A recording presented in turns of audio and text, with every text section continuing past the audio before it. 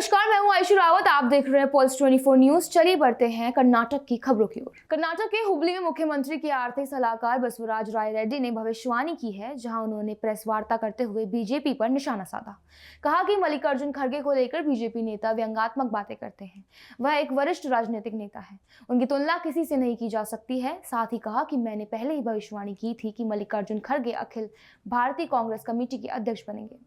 इसके बाद खड़गे को अध्यक्ष की जिम्मेदारी दी गई। उन्होंने फिर भविष्यवाणी करते हुए कहा कि अगर केंद्रीय सरकार गिरती है तो कांग्रेस के केंद्र में सत्ता में आने की संभावना ज्यादा है। इसके बाद राहुल गांधी के पास प्रधानमंत्री बनने का पहला मौका है, लेकिन मल्लिकार्जुन खड़गे का प्रधानमंत्री बनना कोई आश्चर्य की बात नहीं है। साथ ही उन्होंने स्पष्ट किया कि सिद्धरामैया 2 साल 10 महीने तक मुख्यमंत्री बने रहेंगे। It is my wish. Do you understand the stand and a wish? No.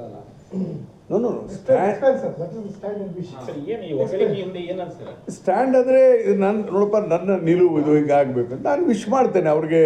ಯಾಕಂದರೆ ಇವರು ವ್ಯಂಗ್ಯವಾಗಿ ಮಾತಾಡ್ತಾರಲ್ಲ, ಅದು ಸರಿಯಲ್ಲ. It may be true also ಅಂತ ನಾನು ಹೇಳಲಿಕ್ಕೆ ಇದನ್ನು ಕೊಟ್ಟೆ, ಕಾರಣಗಳನ್ನು ಕೊಟ್ಟೆ. ಸುಮ್ಮನೆ ವಿಶ್ ಮಾಡಲಿಲ್ಲ ನಾನು. ರಾಯ್ ರೆಡ್ಡಿ ಅವರು ಯಾರನ್ನೂ ಸುಮ್ಮನೆ ಹೊಗಳೋದಿಲ್ಲ ಅಂತ ಐ ಡೋಂಟ್ ಹ್ಯಾವ್, ನಾನು ಯಾರನ್ನೂ ಹೊಗಳಕ್ಕೆ ಇಷ್ಟಪಡೋದಿಲ್ಲ. ನನಗೇನು ಇಂಟೆನ್ಷನ್ ಇಲ್ಲ. I don't have an intention. ಹಾಗಾದ್ರೆ AICC ಅಧ್ಯಕ್ಷರಾಗಲಿ ಅಂತ ಹೇಳಿ ಯಾರ್ದು? ನಾನು ಕ್ರಿಟಿಸೈಸ್ ಮಾಡಲಿಕ್ಕೆ ಸುಮ್ಮನೆ ಕ್ರಿಟಿಸೈಸ್ ಮಾಡೋದಿಲ್ಲ. If there is a reason that I ಒಬ್ರು ಮಾತಾಡಿದ್ರೆ ನನ್ಕೊಂಡು ನೋಡಿ, ಅವರು ಖರ್ಗೆ ಅವರು ದಲಿತ ಪ್ರಧಾನಿ ಅಂತ ಡಿಕ್ಲೇರ್ ಮಾಡಲಿ, ಅವ್ರು ಪ್ರಧಾನಿ ಮಾಡ್ತಾರಾ ಕಾಂಗ್ರೆಸ್ಸು ಅಂತ ಹೇಳಿ ಹಗುರವಾಗಿ ಮಾತಾಡಿದ್ದಾರೆ. ಸರ್ಕಾಸ್ಟಿಕ್ ಅಂದ್ರೇನು, ವ್ಯಂಗ್ಯ ರೀತಿಯಲ್ಲಿ ಮಾತನಾಡಿದ್ದಾರೆ. ಅದಕ್ಕೆ ಆಲ್ರೆಡಿ ದೇರ್ ಇಸ್ ಎ ಉದಾಹರಣೆಗಳಿದ್ದಾವೆ ಕಾಂಗ್ರೆಸ್ ಪಾರ್ಟಿಯಲ್ಲಿ ಬೇರೆಯವ್ರು ಮಾಡಲಿ.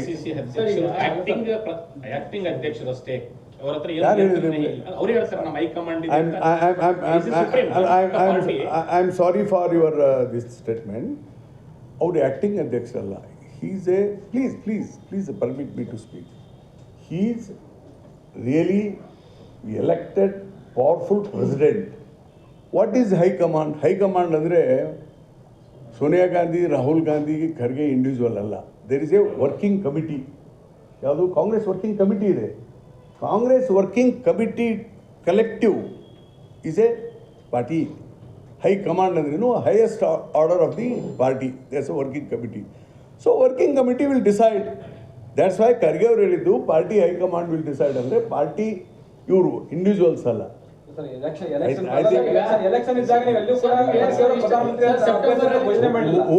ಸೆಪ್ಟೆಂಬರ್ ಅಲ್ಲಿ ಮೋದಿ ಕೆಳಗಿಳಿತಾರಂತೆ ಕ್ಲಾರಿಟಿ ಇದೆ, ನೀವು ಗೌರ್ಮೆಂಟ್ ಮಾಡ್ತಂತೆ ಕ್ಲಾರಿಟಿ ಇದೆ. ಯಾಕೆ ನೀವು ರಾಹುಲ್ ಗಾಂಧಿ ಅವರು ಸಲಹೆ ಕೊಟ್ಟು ಪ್ರಧಾನಮಂತ್ರಿ ಅಂತ ಘೋಷಣೆ ಮಾಡಬಾರ್ದು ಸರ್? ಈಗ ಬಿಜೆಪಿ ಅವರ ಬಗ್ಗೆ ಪ್ರಕಾರ ಇವರು ಅದನ್ನೇ ನಾನು ಹೇಳಿದ್ದು, there might be a chance ಅಂತ ಹೇಳಿದ್ದು ನಾನು. There might be a chance because already madam Sonia Gandhi ಅವರು ಮಾಡಿದ ಉದಾಹರಣೆ ನಮ್ಮ ಮುಂದಿದೆ. ಆ ಥರ ಆಗ್ಬಹುದು ಅಂತ ನಾನು ಹೇಳಿದೆ. ಸರ್, ಈಗ ನಿಜಲಿಂಗಪ್ಪ ಅವ್ರದ್ದು ಒಂದು ಉದಾಹರಣೆ ಕೊಟ್ಟಿರ್ತಾರೆ. ಹೌದು, AICC ಪ್ರೆಸಿಡೆಂಟ್ ನಿಜಲಿಂಗಪ್ಪ ಅವ್ರಿಗೆ ಏನು ಪರಿಸ್ಥಿತಿ ಎದುರಿಸಬೇಕಾಯ್ತು, ಅದಕ್ಕೆ ಖರ್ಗೆ ಅವರು ಎದುರಿಸ್ಕೋಲ್ಲ. ಹಾಗೇನಿಲ್ಲ. ನಿಜಲಿಂಗಪ್ಪನವರು ಎಲೆಕ್ಟೆಡ್ ಪ್ರೆಸಿಡೆಂಟ್ ಇದ್ರು, ಚೆನ್ನಾಗಿ ಕೆಲಸ ಮಾಡಿದ್ರು ಅವತ್ತಿನ ದಿವಸದಾಗ. ಇವತ್ತು ಕೂಡ ಇರ್ತಾವ್ರಿ ಭಿನ್ನಾಭಿಪ್ರಾಯಗಳು. ನೋಡಿ, ಪಕ್ಷದಲ್ಲಿ ಭಿನ್ನಾಭಿಪ್ರಾಯಗಳು ಬಂದಂತ ಅವಾಗ ಸಿಂಡಿಕೇಟ್ ಆಯ್ತು. ಇನ್ನೊಂದು ತಾವು ಹೇಳಿದ್ರಿ, ಅಗ್ದಿ ಇದು ಸ್ಯಾಕ್ರಿಫೈಸ್ ಮಾಡುವಂತ ಇದು ಅಂತ ಹೇಳಿ ಯಾವುದೋ ಗಾಂಧಿ ಫ್ಯಾಮಿಲಿ ತಮ್ಮ ಸ್ಯಾಕ್ರಿಫೈಸ್ ಮಾಡ್ಕೊಂಡು ಬಂದಿದ್ದಾರೆ. ಸೀತಾರಾಮ್ ಕೇಸರಿ ಅವ್ರದ್ದು ಏನಾಯ್ತು ಸರ್? ಸೀತಾರಾಮ್ ಕೇಸರಿ ಪ್ರೆಸಿಡೆಂಟ್, ಅವರು ದಲಿತ ಅಧ್ಯಕ್ಷರು. ಮುಂದೆ ಏನಾಯ್ತು? ಕೊನೆಗೆ ಯಾರು ತೆಗೆದಾಕಲಿಲ್ಲ ಅವರು. If you don't know, you see, I was a member of parliament at that time. I was in Janata Dal. Sitaram Kesri ಅವರು ಅಬ್ರಪ್ಟ್ ಆಗಿ ತೆಗಿಲಿಲ್ಲ. ಪಾರ್ಟಿ ಇಲೆಕ್ಷನ್ ಆಯಿತು. ಪಾರ್ಟಿ ಇಲೆಕ್ಷನ್ ಆದಮೇಲೆ ಸೋನಿಯಾ ಗಾಂಧಿ ಅವ್ರನ್ನ ಎಲೆಕ್ಟ್ ಮಾಡಿದರು. Please understand. ಪಾರ್ಟಿ ಇಲೆಕ್ಷನ್ ನಲ್ಲಿ ಏನೇನಾಯ್ತು ಅನ್ನೋದು ಅದಿರಲಿ. ದಟ್ ಇಸ್ ಎ ಡಿಫರೆಂಟ್ ನೋಡಿ. those are a different subject. What I am telling, Manmohan Singh ಅವ್ರನ್ನ ಪ್ರಧಾನಮಂತ್ರಿಯನ್ನ ಮಾಡಲಿಕ್ಕೆ ಸೋನಿಯಾ ಗಾಂಧಿ ಅವರು ಸ್ಯಾಕ್ರಿಫೈಸ್ ಮಾಡಿದ್ರಂತ ಯಾಕೆ ಹೇಳ್ತೀನಿ ಅಂದರೆ, because Abdul Kalam, President of India, has officially invited Madam Gandhi to take a oath. ಅವ್ರು ಓದ್ ತಗೊಳ್ಳಿಲ್ಲ. ಡೈರೆಕ್ಟ್ ಸುಮ್ಮನೆ ಪಾರ್ಟಿಯಾಗಿ ಆಗಿತ್ತು ಅಲ್ಲ ಇದು. And she has sacrifice and appointed Manmohan Singh is one of the world known economist. ಹಾಗೆ ಖರ್ಗೆ ಅವ್ರು ನೋಡಿ, ಪ್ಲೀಸ್, ಖರ್ಗೆ ಅವ್ರ ಬಗ್ಗೆನೂ ಕೂಡ ಅಪಾರವಾದ ಗೌರವ ಇದ್ದಿದ್ರಿಂದನೇ ಪಕ್ಷದ ಅಧ್ಯಕ್ಷರಾಗಿ ಮಾಡಿದ್ದಾರೆ. ಸುಮ್ಮನೆ ಅವರು ಇವೆಲ್ಲ ಮಾತಾಡಲಿಕ್ಕೆ ಇವೆರಡು ಉದಾಹರಣೆಗಳನ್ನ ಇಟ್ಕೊಂಡೆ ನಾರಾಯಣ ಜಲ್ವಾದಿ ಯಾರಿ ಬಿಡಿ. ನಾನು ಹೇಳ್ತೇನೆ ಅವ್ರು ಏನು ವ್ಯಂಗ್ಯವಾಗಿ ಆಡಿದ್ರೆ ಅದು ನಿಜ ಆಗುತ್ತೆ. ಓಕೆ, ಸೆಪ್ಟೆಂಬರ್ನಲ್ಲಿ ಏನು ಅದು ನಿಜ ಆಗುತ್ತೆ ಅಂದ್ರೆ ಸೆಪ್ಟೆಂಬರ್ನಲ್ಲಿ ಏನು ರಾಷ್ಟ್ರ ಮಟ್ಟದ ಕ್ರಾಂತಿ ಆಗುತ್ತೆ ನಾನು ಕ್ರಾಂತಿ ಆಗುತ್ತೆ ಅಂತ ಹೇಳಿಲ್ಲ. ಇಟ್ಸ್ ನಾಟ್ ಎ ಕ್ರಾಂತಿ. ರಾಜ್ಯದಲ್ಲಿ ಸರ್ ಒಂದ್ ನಿಮಿಷ ಸರ್ ಸೆಂಟ್ರಲ್ ನೋಡಿ, ರಾಜ್ಯದಲ್ಲಿ ಕೂಡ ಅಂತದ್ದೇ ಒಂದು ಬೆಳವಣಿಗೆ ನಡೀತಾ ಇದೆ ಅಂತಂದ್ರೆ ಬಿಜೆಪಿ ಅದೇನಾಗಲ್ಲ ಬಿಡಿ.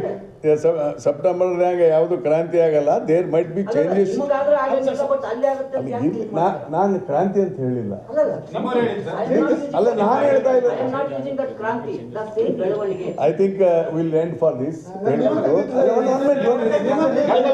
One minute, sir. I will not run away. I will not run away. I will not run away. September ದೇಶದ ಪ್ರಧಾನಿ ಚೇಂಜ್ ಆಗ್ತಾರೆ, ರಾಜ್ಯದಲ್ಲಿ ಸಿಎಂ ಚೇಂಜ್ ಆಗ್ತಾರ? I will not. 1 minute. I will answer. I will not run away. I am answering you. What I am saying, ನಾನು ಹೇಳಿದ್ದಲ್ಲ ಇದು. ಮೋಹನ್ ಭಾಗವತ್ ಅವರು ಮತ್ತು ಅವರು RSS ಸರ್ಸಂಚಾಲಕ್ ಮತ್ತು ಅಂದರೆ ಚೀಫ್.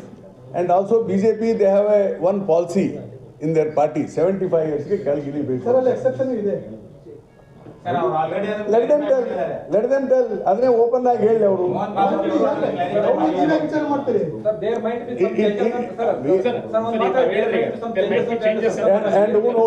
And who knows, ನಾಳೆ ಆಂಧ್ರ CM ನಮಗೆ ನೀವು ಗ್ರಾಂಟ್ ಕೊಡ್ತಾ ಇಲ್ಲ, ಬಿಹಾರ್ ಕೊಡ್ತಾ ಇಲ್ಲ ಅಂತ ಅವರು ವಿಡ್ರಾ ಮಾಡಬಹುದು. ಅದಕ್ಕೆ ನಾನು ಹೇಳ್ತಾ ಇರೋದು, ದೇರ್ ಮೈಟ್ ನೋಡಿ, one minute ರೀ. TDP and JDU, they are not the natural partners of the BJP. ಅವರು ಕಾಂಗ್ರೆಸ್ ಜೊತೆಗೂ ಪಾರ್ಟ್ನರ್ಸ್ ಆಗಿದ್ದಾರೆ. ಅವ್ರು ನ್ಯಾಚುರಲ್ ಪಾರ್ಟ್ನರ್ಸ್ ಅಲ್ಲ. ಹೀಗಾಗಿ ಐದು ವರ್ಷ ನೀವು ಮಹಾರಾಷ್ಟ್ರದಲ್ಲಿ ಅಧಿಕಾರ ಮಾಡಿದ್ರು, ಅವರು ನ್ಯಾಚುರಲ್ ಆಗ್ತದೆ. ನೋಡಿ, ಬಿಟ್ಬಿಡ್ರಿ DK Shivakumar. It is my prediction that Modi May step down. ಯಾಕಂದ್ರೆ ಮೋದಿ ಅವರು ಭಾಳ ಸತ್ಯವಂತರು, ನೀತಿವಂತರು, ವಿಚಾರವಂತರು. ಹಿಂಗಾಗಿ ಅವ್ರು 75 ವರ್ಷ ಆದ ತಕ್ಷಣ ಇಳಿತಾರೆ ಅಂತ ನಾನು ತಿಳ್ಕೊಂಡಿದ್ದೀನಿ. ಅವ್ರು ಇಳಿದ್ರೆ ಅಲ್ಲ, ಸೀನಿಯರ್ ಪೊಲಿಟಿಷಿಯನ್ ರಾಷ್ಟ್ರದ कर्नाटक के हुबली में किसानों ने महादई खालसा बंदूरी लागू करने की मांग को लेकर केंद्रीय मंत्री प्रहलाद जोशी के कार्यालय का घेराव करने का प्रयास किया। साथ ही विरोध प्रदर्शन करते हुए अपना रोष जताया। साथ ही कहा कि हम तुम्हें 1 साल का समय देंगे, उस समय सीमा के भीतर काम पूरा करने की चेतावनी देते हैं। इस दौरान पूर्व मंत्री CC पाटिल को एक ज्ञापन सौंपा। ನಮಗೆ ಭಾಳ ರೈತರು, ಇಲ್ಲಿ ರೈತರು ಲಕ್ಷ್ಮೀ ಹೆಬ್ಬಾಳ್ಕರ್ ಅಕ್ಕಾರಿಗೆ ಫೋನ್ ಮಾಡ್ರಿ, ಮಲಪ್ರಭಾ ನದಿಯಿಂದ ನೀರು ಬಿಡಿಸ್ರಿ, ಯಾಕಂದ್ರೆ 2ನೇ ಪೀಕ್ ನಮಗೆ ಏನು ಗೊಂಜಾಳ ಬೆಳಿತೀವಿ ಅದಕ್ಕೆ ಸಮಸ್ಯೆ ಆಗ್ತದೆ ಅಂತ ಹೇಳಿದ್ರು. ಶುಕ್ರವಾರ ನೀರು ಬಿಡಿಸೋ ನಾವು, ಶುಕ್ರವಾರ ನೀರು ಬಿಡಿಸಿ ಹೊಳಿ ನೀರು ಐತಿ, 2ನೇ ನೀರು ಹಾಸ್ಕೋಕತ್ತಾರೆ. ಅದಕ್ಕೆ ನಾ ಏನು ಹೇಳ್ತೇನೆ ಅಂತ, ಇನ್ನೂ ಹೆಚ್ಚಿಗೆ ನಮಗೆ ನೀರು ಕೂಡ್ತಂದ್ರೆ 13.43 TMC ನೀರು ಕೂಡ್ತಂತಂದ್ರೆ ನಮಗೆ ಹುಬ್ಳಿ ಧಾರವಾಡ ಕುಡಿಯೋಕ್ಕೂ ನೀರು ಸಾಕಷ್ಟು ಆಕತಿ. ಯಾಕಂದ್ರೆ ನೀವು ಹುಬ್ಳಿ ಧಾರವಾಡದವ್ರು ಇದೀರಿ, ಇದೇ ನೀರು ಕುಡಿತೀರಿ, ಮಲಪ್ರಭಾ ನೀರು.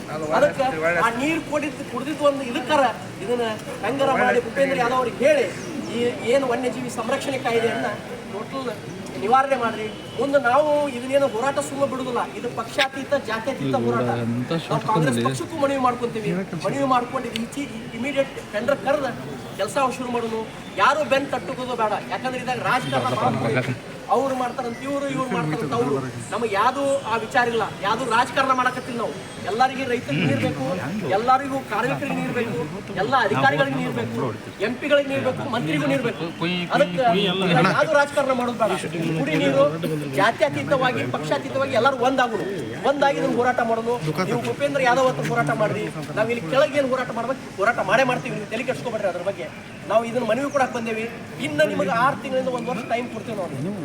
ಅದು ತಪ್ಪು ತಿಳಿಬೇಡ್ರಿ, ನಾವು ಟೈಮ್ ಕೊಡಕತ್ತೀವಿ. ಯಾಕಂದ್ರೆ ನೀವು ದೊಡ್ಡ ಮಂದಿ, ಟೈಮ್ ಕೊಡಕತ್ತಿಲ್ಲ. ನಾವು ಕಾಡಿ ಬೇಡಿ ಕೇಳ್ಕೊಕತ್ತೀವಿ. 25 ವರ್ಷದ ರೈತರ ಹೋರಾಟದ ಕಾಡಿ ಬೇಡಿ ಕೇಳ್ಕೊಕತ್ತೀವಿ.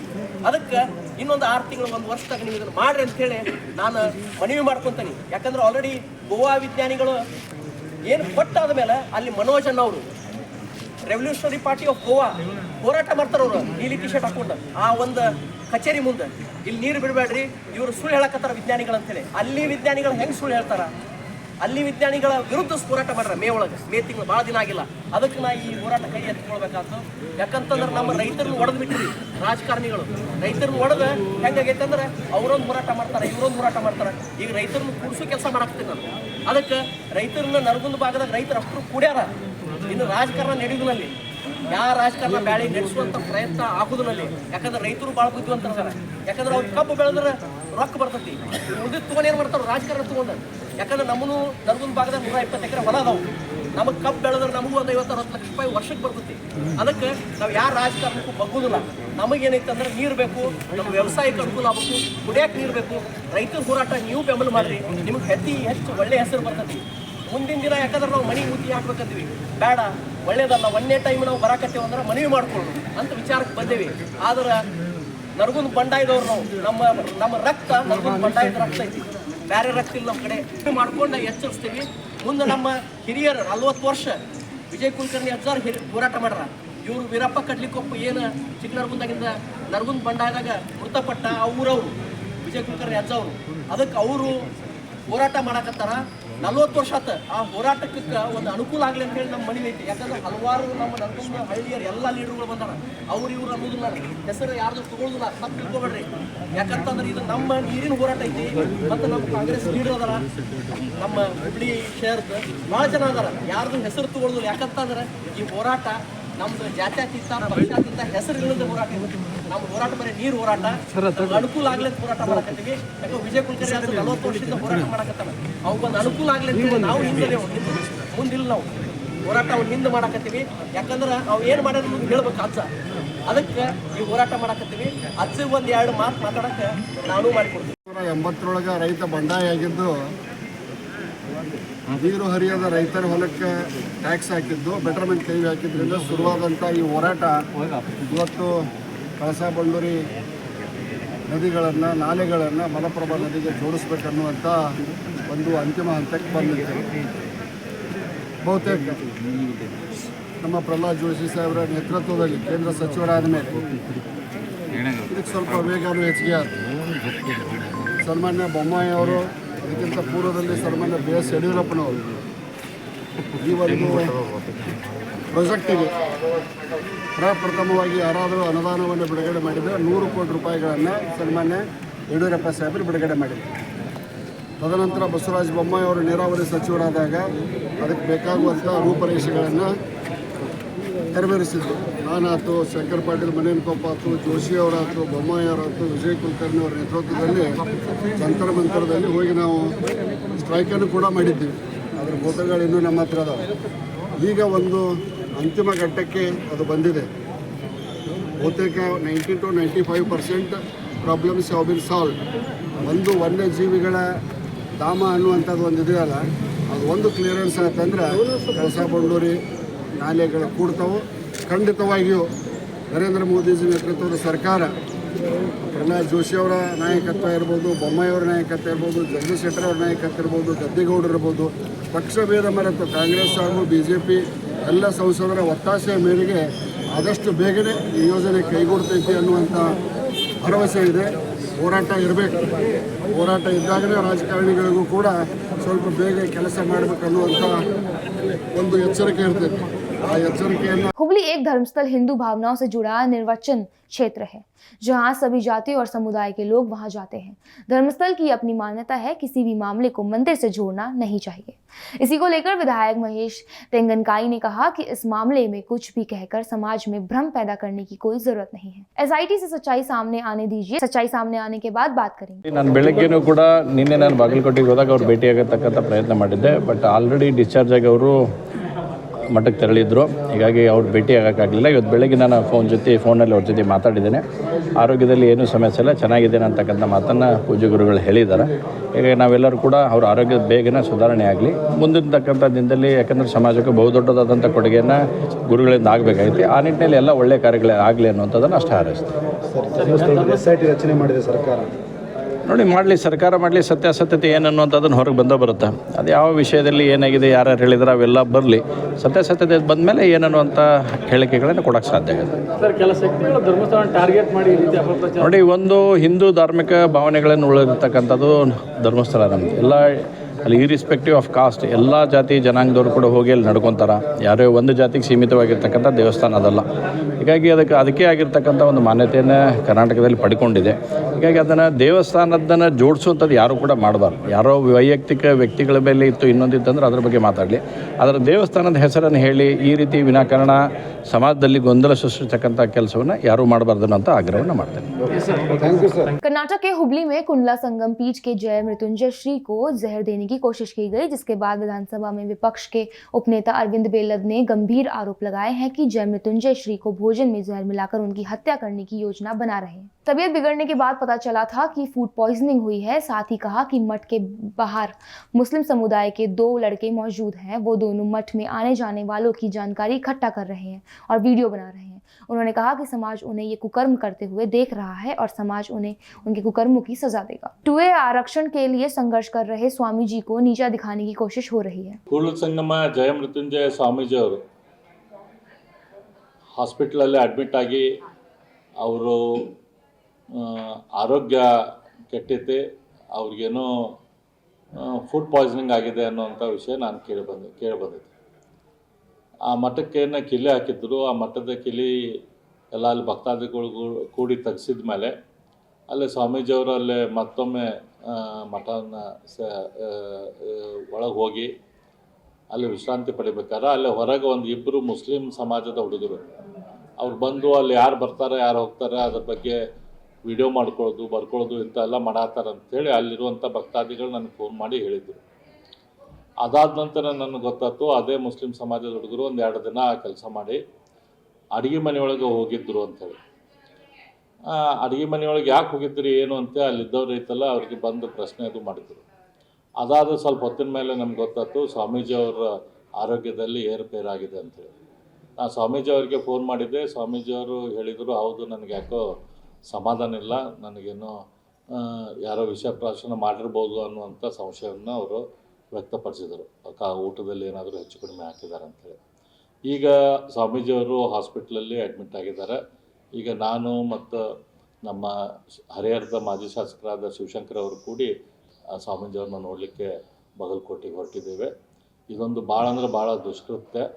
ಸಮಾಜದ ಪರವಾಗಿ 2A ಸಂಬಂಧ ಹೋರಾಟ ಮಾಡ್ತಿರುವಂಥ ಸ್ವಾಮೀಜಿಯವ್ರನ್ನ ಮಟ್ಟ ಹಾಕೋದ್ರ ಮೂಲಕ ಕಾಂಗ್ರೆಸ್ ಸರ್ಕಾರ ತಿಳ್ಕೊಂಡೈತಿ ಈ ಹೋರಾಟವನ್ನು ನಾವು ಮುಗಿಸ್ತೇವೆ ಅಂತೇಳಿ. ಹಂಗೆ ಮಾಡೋಕ್ಕೆ ಸಾಧ್ಯ ಆಗೋದಿಲ್ಲ. ಇಡೀ ಲಿಂಗಾಯತ ಸಮಾಜ ಇವತ್ತು ಕಾಂಗ್ರೆಸ್ ಸರ್ಕಾರ ಏನು ಅನ್ಯಾಯ ಮಾಡತೈತಿ ಅದನ್ನು ನೋಡಾಗ್ತೈತಿ. ಯಾವುದೋ ಸ್ವಾಮೀಜಿಯವರು ಹೋರಾಟದ ಮಂಚೂಣಿಯಲ್ಲಿದ್ದವರು. ಸ್ವಾಮೀಜಿಯವರ ಹೋರಾಟದ ಫಲವಾಗಿ ಇವತ್ತು ಸಮಸ್ತ ವೀರಶೈವ ಲಿಂಗಾಯತ ಸಮಾಜಕ್ಕೆ, ಮರಾಠ ಸಮಾಜಕ್ಕೆ, ಗೌಡ್ರ ಸಮಾಜಕ್ಕೆ ಮತ್ತು ರೆಡ್ಡಿಗಳಿಗೆ ಈ ಎಲ್ಲ ಸಮಾಜಗಳಿಗೆ ಅಡಿಷ್ನಲ್ ರಿಸರ್ವೇಷನ್ ಕೊಡುವಂಥ ನಿರ್ಧಾರ ಭಾರತೀಯ ಜನತಾ ಪಕ್ಷದ ಸರ್ಕಾರ, ಬೊಮ್ಮಾಯಿ ಸರ್ಕಾರ ಮಾಡಿತ್ತು. ಆದರೆ ಇವತ್ತು ಸ್ವಾಮೀಜಿಯವರಿಗೆ ಬೇರೆಲ್ಲ ರೀತಿಯಿಂದ ತ್ರಾಸು ಕೊಡೋದ್ರ ಮೂಲಕ ಕಾಂಗ್ರೆಸ್ ಸರ್ಕಾರ ಈ ಹೋರಾಟವನ್ನು ನಾವು ಮುಗಿಸ್ತೇವೆ ಅಂತ ತಿಳ್ಕೊಂಡಿದ್ದಾರೆ. ಹಂಗೆ ಆಗೋಕ್ಕೆ ಸಾಧ್ಯ ಆಗೋದಿಲ್ಲ. ಮತ್ತು ಇದು ಸ್ವಾಮೀಜಿಯವ್ರಿಗೆ ಇದೇನು ಫುಡ್ ಪಾಯ್ಸನಿಂಗ್ ಮಾಡಿ ಅವ್ರನ್ನ ಮುಗಿಸ್ಬೇಕು ಅಂತ ವಿಚಾರ ಮಾಡಿದ್ರೇನೋ ಗೊತ್ತಿಲ್ಲ. ಇಂಥ ಕೆಟ್ಟ ಕೆಲಸ ಯಾರು ಮಾಡತ್ತಾರ ಅವ್ರನ್ನ ಸಮಾಜ ನೋಡಾತೈತಿ. ಅವ್ರಿಗೆ ಸರಿಯಾದ ಸಮಯದಲ್ಲಿ ಸಮಾಜ ಆ ಪಕ್ಷಕ್ಕೆ ಮಾಡಿದವ್ರಿಗೆ ಸರಿಯಾದ ಶಿಕ್ಷೆ ಕೊಡ್ತೈತಿ ಅಂತ ನಾನು ಈ ಸಂದರ್ಭದಲ್ಲಿ ಹೇಳಕ್ಕೆ ನೋಡ್ರಿ, ಸ್ವಾಮೀಜಿ ಅವ್ರಿಗೆ ಐತಲ್ಲ, ಮಠದಿಂದ ಸ್ವಾಮೀಜಿ ಅವರಲ್ಲ, ಅವ್ರು ಮಾಡಿದ ಕೆಲಸದಿಂದ ಸ್ವಾಮೀಜಿಯವರು ಇವತ್ತು ಜನಮಾನಸದಲ್ಲಿ ಕುಂತಾರೆ. ಅವ್ರು ಮಠದಲ್ಲಿ ಇರೋರು ಅಲ್ಲ. ಮಠ ಅಲ್ಲಿದ್ದರೂ ಕೂಡ ಅದು ಮಠದ ಪರಿಸ್ಥಿತಿ ನೋಡ್ರಿ ಏನೈತಿ.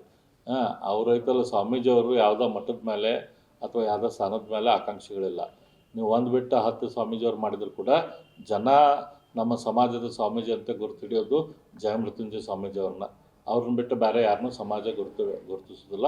ಯಾಕಂದ್ರೆ ಸಮಾಜದ ಸಂಬಂಧ ತಮ್ಮ ಪೂರ್ತಿ ರಕ್ತ ತೇಯ್ತಾ ಇರೋರು ಜಯ ಮೃತ್ಯುಂಜಯ ಸ್ವಾಮೀಜಿಯವರು. ಸ್ವಾಮೀಜಿಯವರು ಯಾವುದೋ ಪಕ್ಷದ ಪರವಾಗಿಲ್ಲ. ಭಾರತೀಯ ಜನತಾ ಪಕ್ಷ ಇಲ್ಲೇ ಅಧಿಕಾರದಲ್ಲಿದ್ದಾಗ ಕೂಡ ಅವರು ಕೂಡಲ ಸಂಗಮದಿಂದ ಬೆಂಗಳೂರು ತನಕ ಪಾದಯಾತ್ರೆ ಮಾಡಿದರು, ದೊಡ್ಡ ಹೋರಾಟ ಮಾಡಿದರು, ಬೆಂಗಳೂರಲ್ಲಿ ಸಮಾವೇಶ ಮಾಡಿದರು, ಬೆಳಗಾಂದಲ್ಲಿ ಸಮಾವೇಶ ಮಾಡಿದರು. ಅದೆಲ್ಲ ಹೋರಾಟದ ಸಂಬಂಧ ಆಗಿನ ಭಾರತೀಯ ಜನತಾ ಪಕ್ಷ, ನಮ್ಮ ಪಕ್ಷ ಸ್ಪಂದಿಸಿ 2A 2C ಮತ್ತು 2D ರಿಸರ್ವೇಷನ್ ಕೊಡಕ್ಕೆ ಹೋಗ್ತಿತ್ತು. ಈಗ ಅದನ್ನು ಇಂಪ್ಲಿಮೆಂಟ್ ಮಾಡುವಂಥ ಕಾಂಗ್ರೆಸ್ ಸರ್ಕಾರ ಅದನ್ನು ಇಂಪ್ಲಿಮೆಂಟ್ ಮಾಡಿದೆ. ಅದಕ್ಕೆ ಬೇರೆ ಬೇರೆ ಕಾನೂನಿನ ನೆಪ ಹೇಳುವಂಥ ಸಂದರ್ಭದಲ್ಲಿ ಬೆಳಗಾಂದಲ್ಲಿ ಕೂಡ ಹೋರಾಟ ಮಾಡಿದರು. ಸ್ವಾಮೀಜಿಯವರಿಗೆ ಯಾವ ಪಕ್ಷ ಇರ್ತೈತೆ, ಅವ್ರಿಗೇನು ಪಕ್ಷ ತೊಗೊಂಡು ಏನಾಗಬೇಕಾಗಿತ್ತು, ಅವ್ರ ಭಕ್ತರ ಸಂಬಂಧ ಹೋರಾಟ ಮಾಡ್ತಿದ್ದಾರೆ. कर्नाटक के हुबली में अभिनेता पुनीत राजकुमार की तरह जय मृत्युंजय श्री भी सभी के दिलों में बसते हैं और इसी के लिए किसी भी बड़े पद की जरूरत नहीं है। इसके बाद ही पूर्व मंत्री सीसी पाटिल ने कहा कि ट्रस्ट को भी अपनी सीमाओं के भीतर अपनी शक्ति का प्रयोग करना चाहिए। उन्होंने कहा कि अब एक और स्वामी को मठ में लाया जा रहा है। उनकी समाप्ति तिथि क्या है, कितने दिनों में वह मठ छोड़ देंगे, विजयानंद कश्यप का मठ में क्या योगदान है। ಕೂಡಲ ಸಂಗಮ ಪೀಠದ ಜಯ ಮೃತ್ಯುಂಜಯ ಸ್ವಾಮೀಜಿಗಳು ಕಳೆದ 10 ವರ್ಷಗಳಿಂದ ಸಮಾಜದಲ್ಲಿರ್ತಕ್ಕಂಥ ಬಡ ಮಕ್ಕಳಿಗೆ for education and employment purpose ವಿದ್ಯಾಭ್ಯಾಸಂಗ ಮತ್ತು ಉದ್ಯೋಗಕ್ಕಾಗಿ ಮೀಸಲಾತಿಯನ್ನು ಕೊಡಬೇಕನ್ನುವಂಥ ಹೋರಾಟವನ್ನು ಮಾಡಿದರು. ಕೂಡಲ ಸಂಗಮದಿಂದ 750 ಕಿಲೋಮೀಟರ್ ಪಾದಯಾತ್ರೆಯನ್ನು ಮಾಡಿದರು. ಪಾದಯಾತ್ರೆಯನ್ನು ಪ್ರಾರಂಭ ಮಾಡಿ ಅಂತ್ಯ ಮಾಡುವಂಥ ಸಂದರ್ಭದಲ್ಲಿ ಸನ್ಮಾನ್ಯ BS ಯಡಿಯೂರಪ್ಪ ಸಾಹೇಬರ ನೇತೃತ್ವದ ಸರ್ಕಾರ ಇತ್ತು. ಸನ್ಮಾನ್ಯ ಬಸವರಾಜ ಬೊಮ್ಮಾಯಿ ಅವರು ಗೃಹ ಸಚಿವರಾಗಿದ್ದರು. ನಾನು ಮೈನ್ಸ್ ಆ್ಯಂಡ್ ಜಿಯಾಲಜಿ ಸಚಿವನಾಗಿದ್ದೆ. ಅವತ್ತಿನ ನಮ್ಮ ಸರ್ಕಾರ ಶ್ರೀಗಳ ಹೋರಾಟಕ್ಕೆ ಸಂಪೂರ್ಣವಾದಂಥ ಬೆಂಬಲವನ್ನು ಕೊಟ್ಟು ಅಖಂಡ 750 ಕಿಲೋಮೀಟರ್ ಉದ್ದಕ್ಕೂ ಶ್ರೀಗಳಿಗೆ ಭದ್ರತೆಯನ್ನು ಒದಗಿಸುವಂಥ ವ್ಯವಸ್ಥೆಯನ್ನು ಮಾತಾಡಬೇಡ್ರಿ ಅಂದಿನ ಗೃಹ ಸಚಿವರಾದಂಥ ಬೊಮ್ಮಾಯಿಯವರು ಒದಗಿಸಿದರು. ಅವತ್ತು ನಮ್ಮ ಪಕ್ಷದ ಬಸನಗೌಡ ಪಾಟೀಲ್ ಯತ್ನಾಳ್ ಇರ್ಬೋದು, ಅರವಿಂದ್ ಬೆಲ್ಲದ್ ಇರ್ಬೋದು, ನಾನಿರ್ಬೋದು, ಅಂದಿನ ಸಚಿವರಾದಂಥ ಮುರುಗೇಶ್ ನಿರಾಣಿ ಇರ್ಬೋದು, ಸಿದ್ದು ಸೌದಿ ಇರ್ಬೋದು, ಎಲ್ಲರೂ ಕೂಡ ಹೋರಾಟಕ್ಕೆ ಬೆಂಬಲವನ್ನು ಕೊಟ್ಟಿವಿ. ನಮ್ಮ ಸರ್ಕಾರದ ವಿರುದ್ಧನೇ ಅದು ಹೋರಾಟ ಇದ್ದರೂ ಕೂಡ ಬಡ ಮಕ್ಕಳಿಗಾಗಿ ಮೀಸಲಾತಿ ಕೇಳ್ತಿರೋದ್ರ ಸಲುವಾಗಿ ನಾವು ಬೆಂಬಲವನ್ನು ಕೊಟ್ಟಿವಿ. ಅವತ್ತಿನ ಕಾಂಗ್ರೆಸ್ ಪಕ್ಷದ ಶಾಸಕ ಮಿತ್ರ ಯಾರು ಕಾಶಪ್ಪನವರು, ವಿಜಯ್ ಕಾಶಪ್ಪನವ್ರು ಇರ್ಬೋದು, ಇವತ್ತಿನ ಮಂತ್ರಿಗಳಾದಂಥ ಸಹೋದರಿ ಶ್ರೀಮತಿ ಲಕ್ಷ್ಮೀ ಹೆಬ್ಬಾಳ್ಕರ್ ಇರ್ಬೋದು, ಸಾಕಷ್ಟು ಜನ ಕಾಂಗ್ರೆಸ್ನವರು ಕೂಡ ಆ ಪಾದಯಾತ್ರೆಯಲ್ಲಿ ಭಾಗವಹಿಸಿದರು. ಒಂದು ಜನಪರವಾದಂಥ ಆಂದೋಲನ ಹೋರಾಟ ಆಯಿತು. ಅದರ ಪರಿಣಾಮವಾಗಿ 2D ಮತ್ತು 2C ಅನ್ನುವಂಥ ಮೀಸಲಾತಿಯನ್ನು ಕೊಡುವಂಥ ಪ್ರಯತ್ನವನ್ನು ಬಸವರಾಜ ಬೊಮ್ಮಾಯಿ ಅವರು ಶಾಶ್ವತ ಹಿಂದುಳಿದ ವರ್ಗವನ್ನು ಆಯೋಗಕ್ಕೆ ಅಧ್ಯಕ್ಷನಾಗಿ ನೇಮಕ ಮಾಡಿ 2D ಮತ್ತು 2C ಕೊಟ್ಟರು. ದುರ್ದೈವಶಾತ್ ಅದು ಸುಪ್ರೀಂ ಕೋರ್ಟ್ನಲ್ಲಿ ಸ್ಟೇ ಆಗಿದೆ. ಈ ಸರ್ಕಾರ ಇದುವರೆಗೂ ಆ ಸ್ಟೇಯನ್ನು ವೆಕೆಟ್ ಮಾಡಲಿಕ್ಕೆ ಯಾವುದೇ ಕ್ರಮ ತೆಗೆದುಕೊಳ್ಳಿಲ್ಲ.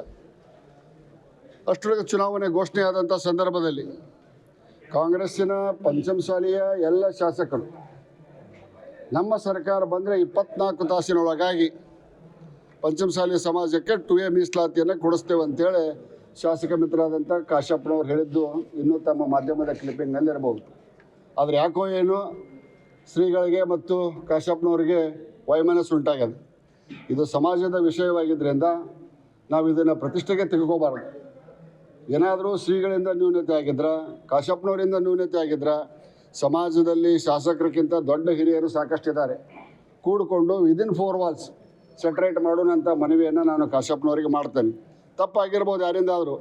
ಕೀಲು ಬೇಕಾದಷ್ಟು ದೊಡ್ಡದಿದ್ದರೂ ಕೀಲಿಕೆ ಈಟ ಇರ್ತೈತಿ. ಸಮಸ್ಯೆ ಬೇಕಾದಷ್ಟು ದೊಡ್ಡದಿದ್ದರೂ ಸ್ವಲ್ಪ ತೆರೆದ ಮನಸ್ಸಿದ್ರೆ ಪರಿಹಾರಕ್ಕೆ ಸಾಧ್ಯತೆ ಇದ್ದೇ ಇರ್ತೈತಿ. JDS ಮತ್ತು BJP ಕೂಡಿ ಸರ್ಕಾರ ಮಾಡೇವಿ, ಅದಕ್ಕಿಂತ ಏನು ದೊಡ್ಡ ಸಮಸ್ಯೆ ಅಲ್ಲಲ್ಲ ಇದು. ಆ ಕಾರಣಕ್ಕಾಗಿ ನಾನು ಕಾಶಪ್ಪನವರಿಗೆ ಮನವಿ ಮಾಡ್ತೇನೆ, ತಾವು ಶಾಸಕರಿದ್ದೀರಿ, ಒಂದು ಹೆಜ್ಜೆಯನ್ನು ತೆಳಗೆ ಸರಿದು ಶ್ರೀಗಳ ಜೊತೆಗೆ ಮಾತನಾಡುವಂಥ ವಾತಾವರಣ ನಿರ್ಮಾಣ ಮಾಡಿದರೆ ತಮ್ಮ ಹೆಸರು ಇನ್ನಷ್ಟು ಒಳ್ಳೆಯ ಕೀರ್ತಿಗೆ ಬರ್ತೈತೆ ಅನ್ನುವಂಥ ಮಾತನ್ನು ಹೇಳ್ತಾ, ದ್ವೇಷದಿಂದ ಕೀಲಿ ಹಾಕೋದು ಪಾಲಿ ಹಾಕೋದ್ರಿಂದ ಏನು ಸಾಧನೆ ಮಾಡೋಕ್ಕಾಗೋದಿಲ್ಲ. ಒಂದು ವೇಳೆ ಅವ್ರು ಹಠಕ್ಕೆ ಬಿದ್ದು ಅದನ್ನು ಮುಂದುವರಿಸಿದ್ರೆ, ಜಯ ಮೃತ್ಯುಂಜಯ ಸ್ವಾಮೀಜಿಯವರಿಗೆ ಅಲ್ಲಿ ಜೀವದ ಭದ್ರತೆ ಕಾಡಿದ್ರೆ ಅಥವಾ ನೆಮ್ಮದಿಯ ಜೀವನ ನಡೆಸ್ಲಿಕ್ಕೆ ಸಾಧ್ಯ ಇಲ್ಲ ಅಂತಂದರೆ ಮೂಲಪೀಠ ಕೂಡಲ ಸಂಗಮ ಇಟ್ಕೊಂಡು ಶ್ರೀಗಳು ಎಲ್ಲಿ ಹೇಳ್ತಾರ ಅಲ್ಲಿ ಸಮಾಜದ ಎಲ್ಲ ಹಿರಿಯರು ಕೂಡ ಮತ್ತೊಂದು ಶಾಖಾ ಮಠವನ್ನು ಕಟ್ಟಿಕೊಡ್ತಾರೆ. ನನಗೆ ಗೊತ್ತಿಲ್ಲ. ನನಗೇನು ಸ್ವಾಮಿಗಳ ಜೊತೆಗೆ ನೀನು ಸುಮಾರು 1 ತಾಸು ಕೂರ್ತದೆ. ನಾನು ಗದ್ದಿಗೌಡರು 1 ತಾಸು ಕೂತು ಮಾತಾಡೇವೆ. ಗದ್ದಿಗೌಡರು ಹೋಗಿಂದ ಶ್ರೀಗಳ ಜೊತೆಗೆ ನಾನು ಸುಮಾರು ಒಂದು ಅರ್ಧ ಗಂಟೆಗಳ ಕಾಲ ಮಾತಾಡಿದ್ದೇನೆ. ನಾನು ಅವರಿಗೆ ಮನವಿ ಮಾಡಿದ್ದು, ಈಗ ಯಾವುದನ್ನು ತಲೆಗೆ ಹಚ್ಕೊಳ್ಳಾರ್ದನ ಆರೋಗ್ಯದ ಕಡೆ ಗಮನ ಕೊಡ್ರಿ, ಮಠಕ್ಕೆ ಹೋಗ್ರಿ, ಪ್ರಸಾದ ಪೂಜೆ ಮಾಡ್ಕೊಂಡು 2 ದಿವಸ ನೆಮ್ಮದಿಯಿಂದ ಇದ್ಕೊಂಡು ಮುಂದೆ ನಿಮ್ಮ ಕ್ರಿಯೆಯಲ್ಲಿ ನೀವು ತೊಡಕೋರಿ ಅಂತ ನಾನು ಅವರಿಗೆ ಮನವಿ ಮಾಡಿದ್ದೇನೆ. ನನ್ನ ಹತ್ರ ಮಾತನಾಡುವಂಥ ಸಂದರ್ಭದೊಳಗೆ ಯಾವುದೇ ಪ್ರಸ್ತಾವನೆ ನನ್ನ ಮುಂದೆ ಬಂದಿಲ್ಲ. ಪ್ರಸ್ತಾವನೆ ಖಂಡಿತವಾಗಿ ಬಂದಿಲ್ಲ. ಸರ್, ಈಗ ಟ್ರಸ್ಟ್ ಪರ್ಯಾಯ ಸ್ವಾಮೀಜಿ ವ್ಯವಸ್ಥೆ ಮಾಡ್ಕೊಂಡಿದ್ದಾರೆ, ಪರ್ಯಾಯ ಗುರುಗಳು ತಂದೆ ತರ್ತೀವಿ ಅಂತ ಹೇಳಿದೆ ಟ್ರಸ್ಟ್. ನೋಡ್ರಿ, ಚಿತ್ರನಟ ರಾಜ್ಕುಮಾರ್ ಮಗ ಅಪ್ಪು ಏನು ಸ್ಥಾನಮಾನ ಇತ್ತು ಅವಾಗ, ಬಟ್ ಎಲ್ಲ ಯುವಕರ ಹೃದಯದೊಳಗೆ ಅದಾನಿಲ್ಲ, ನಾಡಿನ ಮೂಲೆಗಳು ಅದಾನಿಲ್ಲ, ಸ್ಥಾನಮಾನ ಇತ್ತ. ಅವೇನು ಮುಖ್ಯಮಂತ್ರಿ ಇದ್ದ, ಪ್ರಧಾನಮಂತ್ರಿ ಇದ್ದ. ಹಾಗೆ ಜಯ ಮೃತ್ಯುಂಜಯ ಸ್ವಾಮೀಜಿ ಕರ್ನಾಟಕದಲ್ಲಿರ್ತಕ್ಕಂಥ ಪಂಚಮಸಾಲಿಗಳ ಹೃದಯದಲ್ಲಿ ಅದಾರ. ಅವರಿಗೆ ಅದೇ ಆ ದೊಡ್ಡ ಸ್ಥಳಕ್ಕೆ ಏನು ಬೇಕಾಗಿಲ್ಲ. ನಮ್ಮನ್ನು ಯಾವತ್ತಿಗೂ ಕೇಳಿದ್ರು ನಿಮ್ಮ ಗುರುಗಳು ಯಾರಪ್ಪ ಅಂತ ಪಂಚಮಸಾಲಿ ಕೇಳಿದ್ರೆ ನಮ್ಮ ಗುರುಗಳು ಜಯ ಮೃತ್ಯುಂಜಯ ಸ್ವಾಮೀಜಿ ಅಂತ ಹೇಳ್ತೀವಿ. ಟ್ರಸ್ಟ್ ಅವಶ್ಯಕತೆ ಇಲ್ಲ ಅಂತ ಹೇಳ್ತೀವಿ. ಟ್ರಸ್ಟ್ ಅವಶ್ಯಕತೆ ಇಲ್ಲ ಸ್ವಾಮಿಗಳಿಗೆ, ಅವಶ್ಯಕತೆ ಇಲ್ಲ ಅಂತ ಹೇಳೋದು ತಪ್ಪಾಕೈತಿ. ಟ್ರಸ್ಟನ್ನು ಕೂಡ ತನ್ನ ಇತಿಮಿತಿಯೊಳಗೆ ಕಾರ್ಯವನ್ನು ಮಾಡ್ಬೇಕಾಗೈತಿ. ಅಧಿಕಾರ ಐತೆ ಅಂದಾಕ್ಷಣಕ್ಕೆ, ನಾನು ಅಧ್ಯಕ್ಷದ ಅಂದಾಕ್ಷಣಕ್ಕೆ ಈಗ ಬೇರೆ ಯಾವುದೋ ಸ್ವಾಮಿಗಳನ್ನು ತರ್ತೇವೆ ಅಂತ ಹೇಳ್ತಿರ್ಬೋದು. ಆ ಸ್ವಾಮೀಜಿ ಆಯುಷ್ಯ ಎಷ್ಟು, ಅವನ ಎಕ್ಸ್ಪೈರಿ ಡೇಟ್ ಎಷ್ಟು, ಮಠದಿಂದ ಹೊರಗೆ ಹೋಗೋದು. ಮಠ ಕಟ್ಟಿ ಹೋರಾಟ ಮಾಡಿ ಯಡಿಯೂರಪ್ಪ ಸಾಹೇಬ್ರಿದ್ದಾಗ 1 ಕೋಟಿ ನಾನ ಕೊಡಿಸೇನೆ ನಮ್ಮ ಪಟ್ಟಕ್ಕೆ. ಸದಾನಂದ ಗೌಡರು ಕೂಡ 50 ಲಕ್ಷ ರೂಪಾಯಿ ನಾನ ಕೊಡಿಸೇನೆ. ಸನ್ಮಾನ್ಯ ಮುರುಗೇಶ್ ನಿರಾಣಿಯವರು ತಮ್ಮ ಸ್ವಂತ ರೊಕ್ಕ ಕೊಟ್ಟು ಮಠ ಕಟ್ಟ್ಯಾರ. ಕಾಶ್ಯಪ್ನವ್ರ ಕೊಡುಗೆ ಏನೈತೆ ಆ ಪೀಠಕ್ಕೆ?